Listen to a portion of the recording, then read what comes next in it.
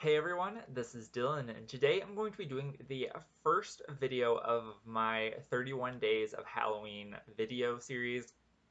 So, it's not really a series, it's just me posting a video every day of October. So, a lot of these won't have the intro because I've already pre-filmed them, but this is definitely going to be the first video that is going up. So, this video is a review of the movie Case 39.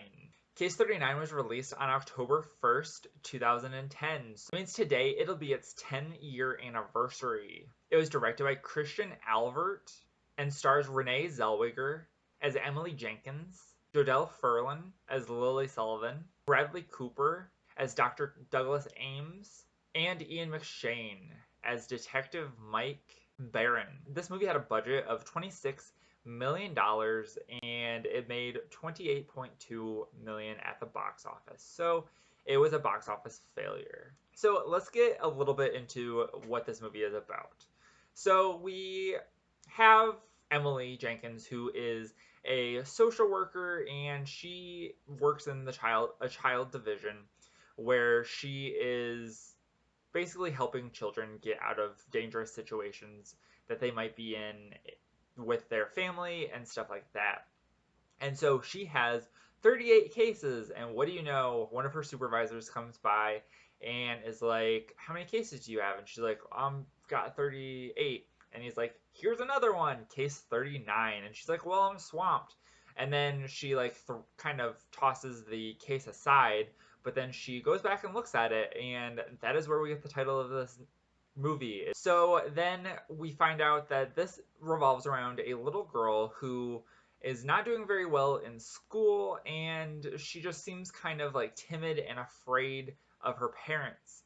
And so she goes to the house, Emily goes to this girl's house, and it's like all the signs of being a traumatized child and a traumatized wife. The wife is like scared to death and all of that. Emily then ends up giving Lily her card and says, "If you ever need anything, call me." And so one night, while Lily is trying to talk to Dr. Douglas Ames, who's kind of like her love interest, she leaves a message because he doesn't answer, and then like right after she hangs up the phone, there's another call, and she assumes that it's him, but it turns out to be Lily, and Lily's like, "They're gonna kill me tonight." And so she like gets her friend, the detective, and she's like, "Hey, let's go to this house. She's gonna die." She's really scared for her life.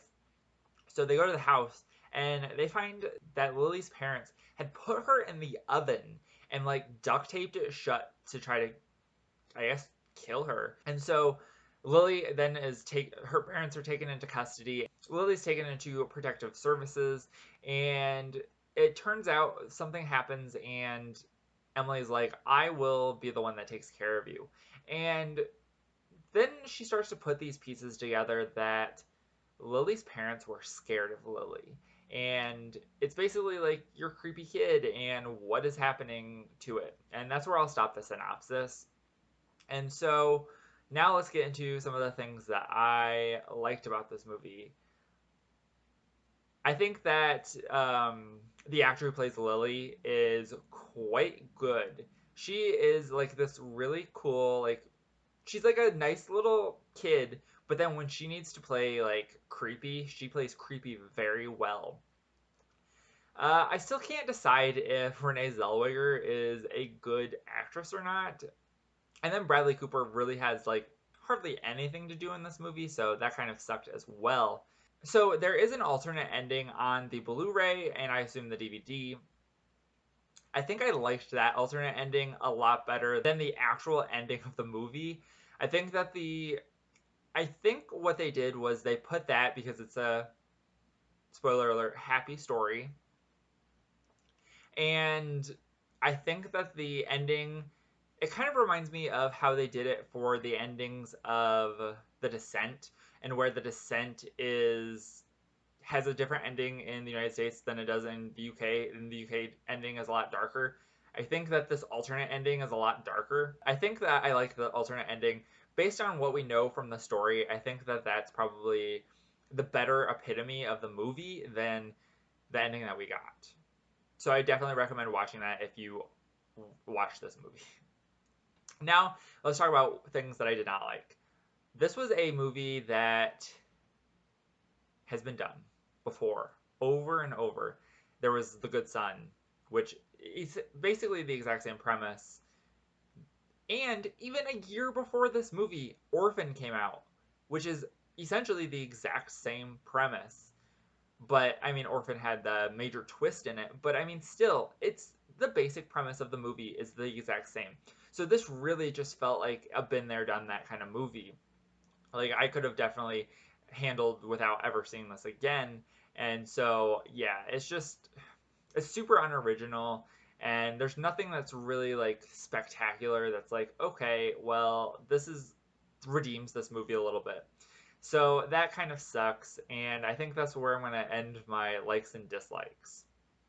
So let's talk about what other people thought of this movie. It has a 2.6 out of 5 on Letterboxd. On Rotten Tomatoes, it has a 21% critic score and a 39% audience score. And on Metacritic, it has a 25 out of 100. And yeah, I thought that this movie was watchable, but overall, it was just kind of boring and unoriginal. It felt like I had already seen it before, which I have, but it's like one of those movies that it's like I've seen all of this before. So there's nothing really new or original about it. So yeah, you can watch it if you want, but I would say if you're not interested at all, then I wouldn't worry about it. But I mean, it is a watchable movie, so there's that. So that is it for this review. If you've seen Case 39, let me know in the comments down below what you thought of it. And remember, if you're not already subscribed and you'd like to be, please hit that subscribe button down below and give this video a like if you liked it. Thank you guys for watching. And remember to check out my channel every day in the month of October to see all the new reviews that I'm posting. So thank you guys for watching and have a great day. Bye.